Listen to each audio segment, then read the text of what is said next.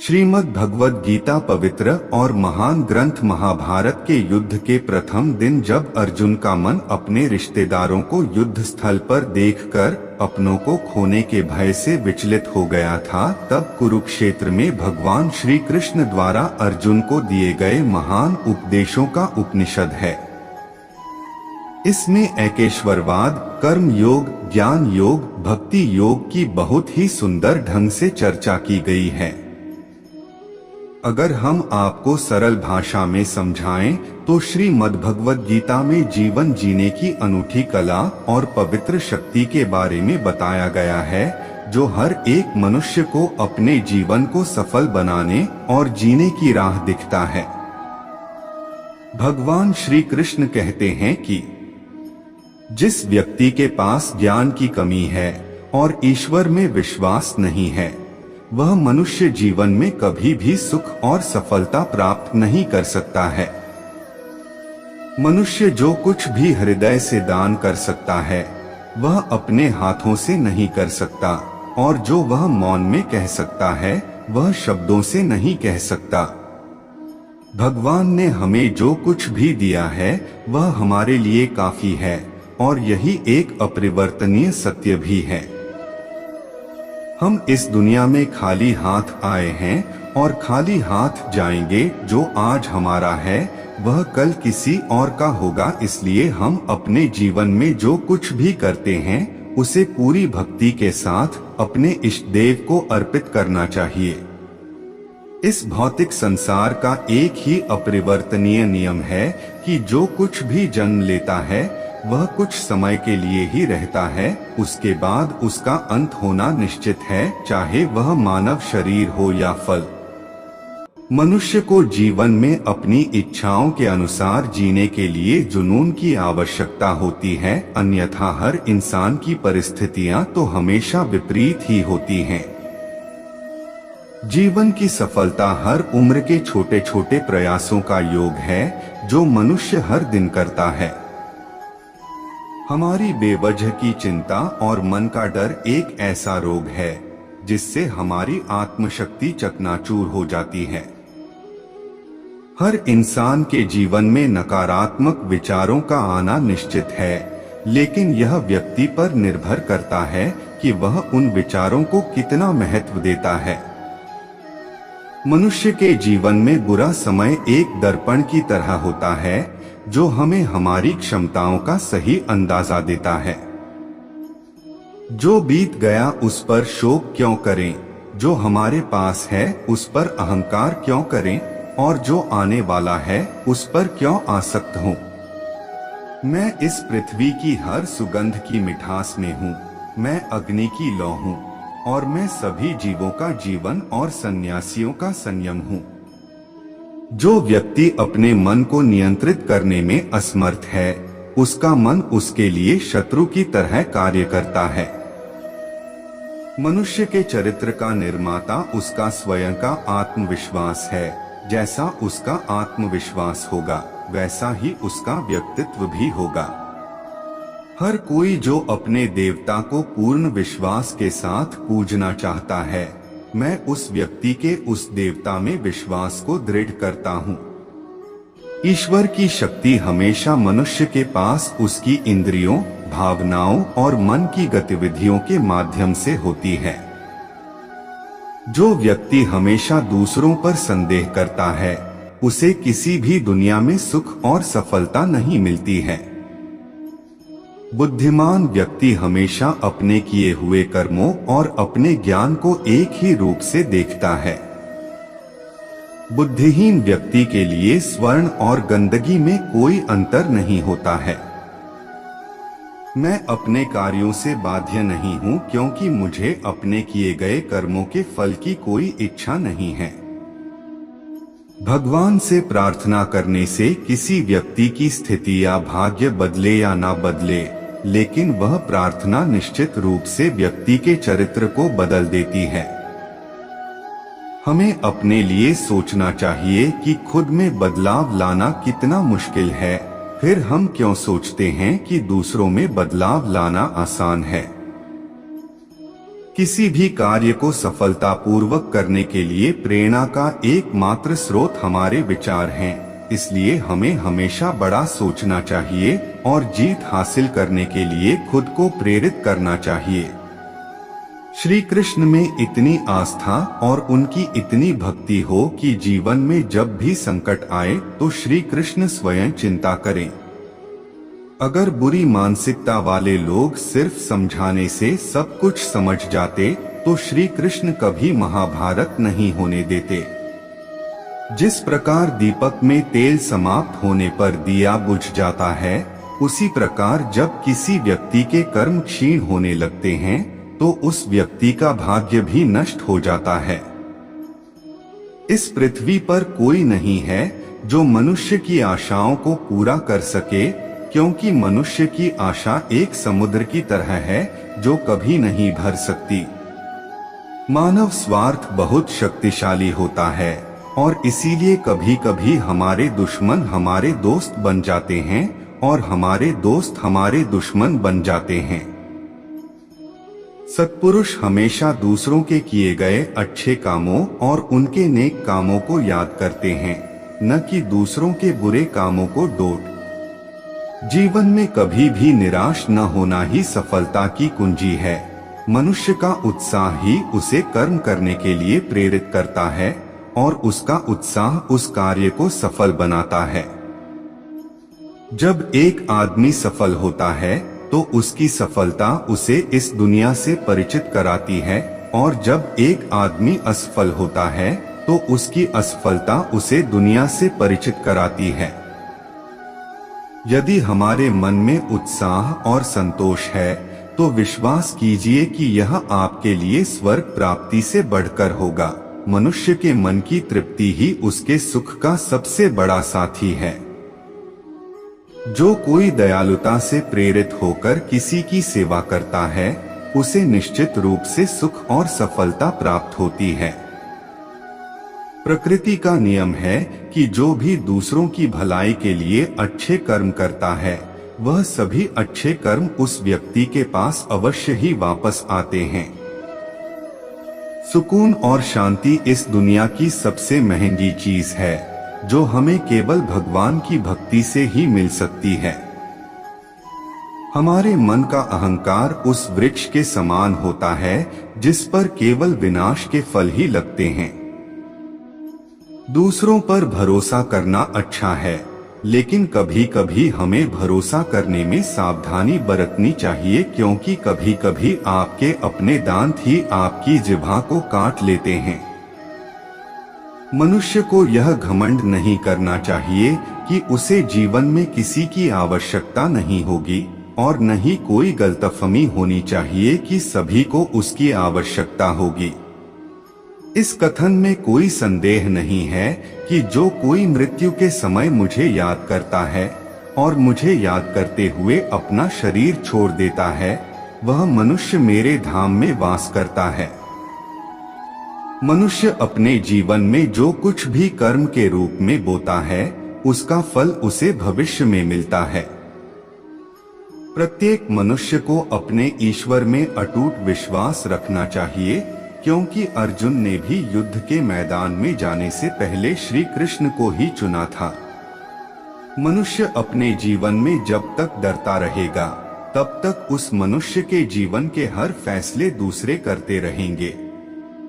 मैं इस संसार के प्रत्येक प्राणी को एक समान दृष्टि से देखता हूँ। मैं किसी को कम या ज्यादा पसंद नहीं करता हूँ, लेकिन जो कोई मुझे श्रद्धा और प्रेम से पूछता है, मैं उनके भीतर और उनके जीवन में निवास करता हूँ। मैं उन्हें कभी न कभी दर्शन जरूर देता हूँ।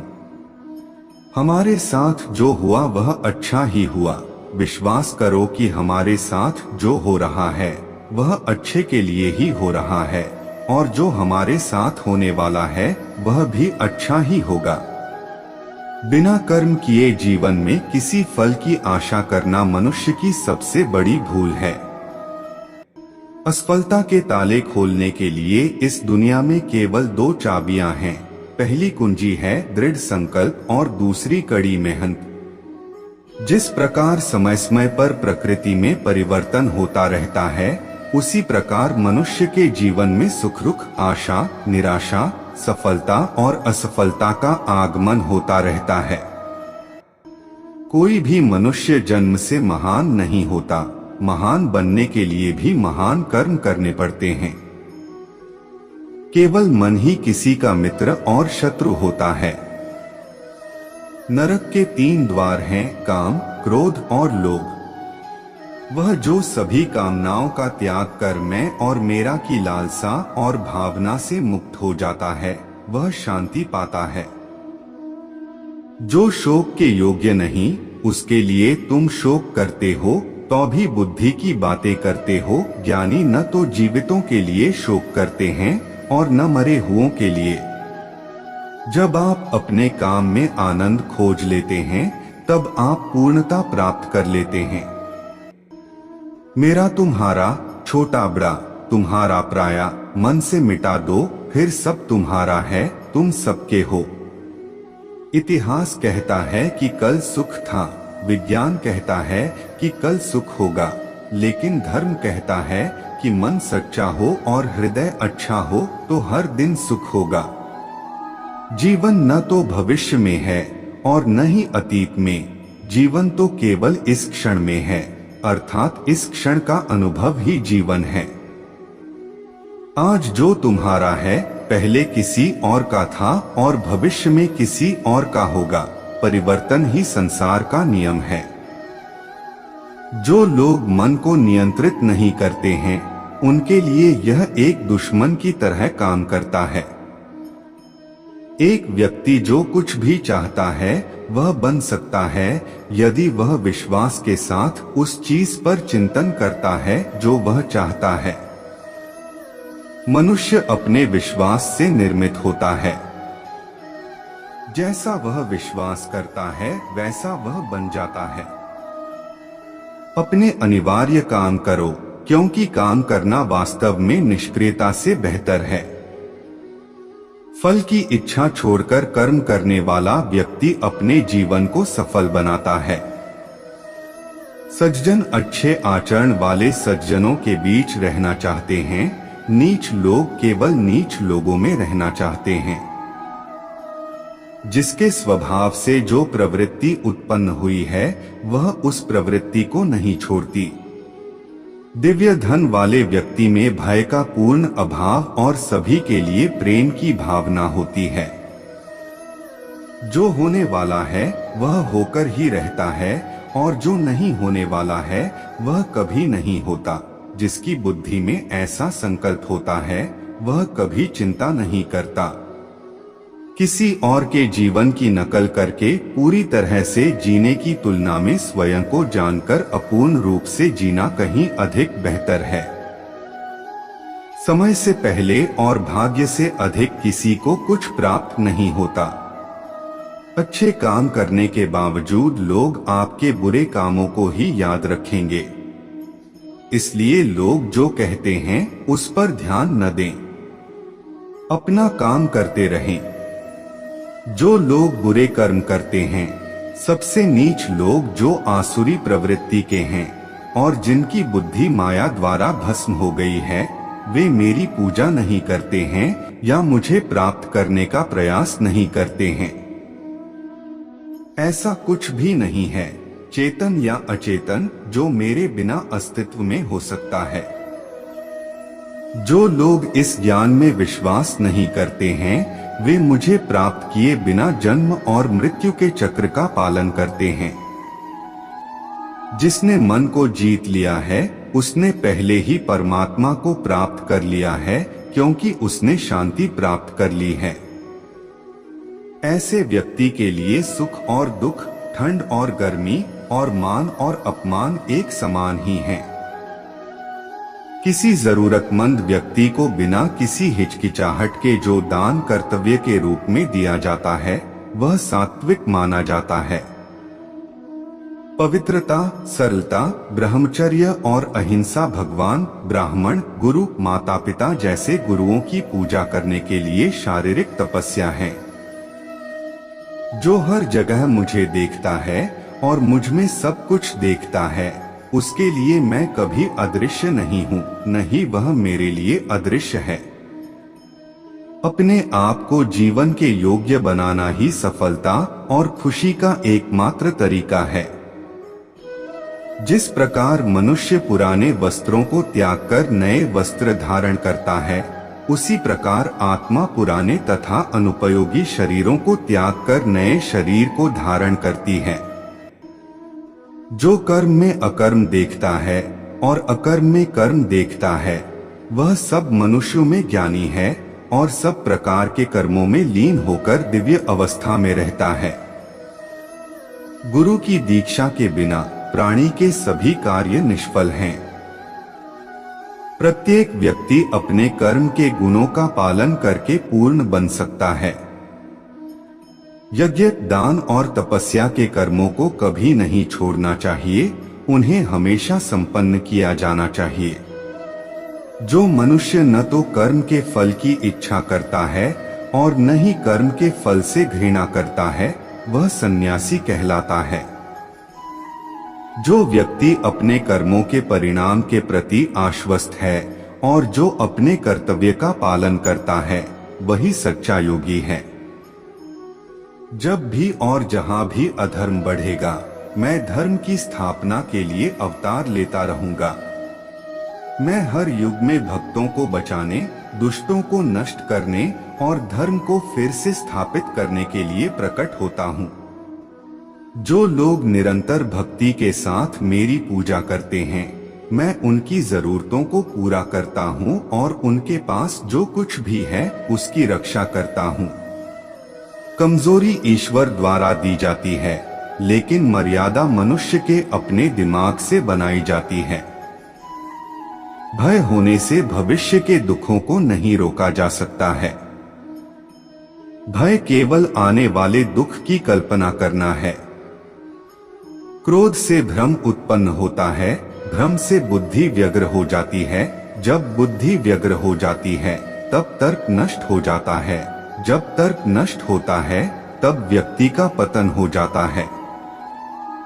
जिसने जन्म लिया है उसकी मृत्यु निश्चित है और मृत्यु के बाद पुनर्जन्म निश्चित है। दूसरों के साथ वैसा व्यवहार न करें जैसा आप दूसरों के व्यवहार को पसंद नहीं करते हैं। मानव कल्याण भगवद गीता का मुख्य उद्देश्य है, इसलिए मनुष्य को अपने कर्तव्यों का पालन करते हुए मानव कल्याण को प्राथमिकता देनी चाहिए। मनुष्य को जीवन की चुनौतियों से भागना नहीं चाहिए या भाग्य और ईश्वर की इच्छा जैसे बहाने का उपयोग नहीं करना चाहिए। स्वयं को ईश्वर को समर्पित कर दो, यही सबसे बड़ा सहारा है। जिसने भी इस सहारे को पहचान लिया है, वह भय, चिंता और दुहक से मुक्त रहता है। न तो यह शरीर तुम्हारा है और न ही तुम इस शरीर के मालिक हो। यह शरीर 5 तत्वों से बना है, अग्नि, जल, वायु, पृथ्वी और आकाश। एक दिन यह शरीर इन 5 तत्वों में विलीन हो जाएगा। कोई भी व्यक्ति जन्म से नहीं बल्कि अपने कर्मों से महान बनता है। तुम व्यर्थ चिंता क्यों करते हो? तुम क्यों डरते हो? तुम्हें कौन मार सकता है? आत्मा कभी जन्म नहीं लेती और न ही कोई इसे मार सकता है। यही जीवन का अंतिम सत्य है। मन, इंद्रियों, श्वास और भावनाओं की गतिविधियों के माध्यम से ईश्वर की शक्ति हमेशा आपके साथ है। बुद्धिमान व्यक्ति को समाज के कल्याण के लिए आसक्ति के बिना काम करना चाहिए। अपनी इच्छा शक्ति के साथ अपने आप को नया रूप दें। स्वयं को कभी भी स्वयं की इच्छा से निराश न होने दें। इंद्रियों की दुनिया में कल्पित सुखों की शुरुआत और अंत है और दुख को जन्म देते हैं।